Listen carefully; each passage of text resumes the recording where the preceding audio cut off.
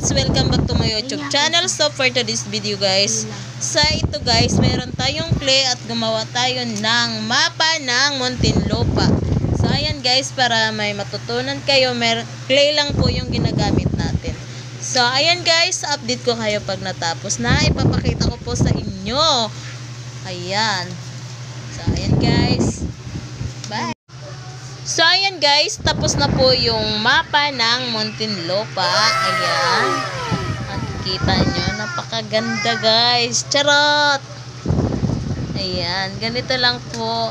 Pag gumawa kayo ng mga project, ito lang po yung gagawin nyo. Ito yung, ginagamit ko yung clay.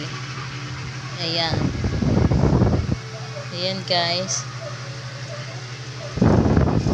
Ayan guys, oh. Bumili kaming clay. Ayan. Yung ganito. And then, ayan oh, yung nakalagay dito. Ayan guys.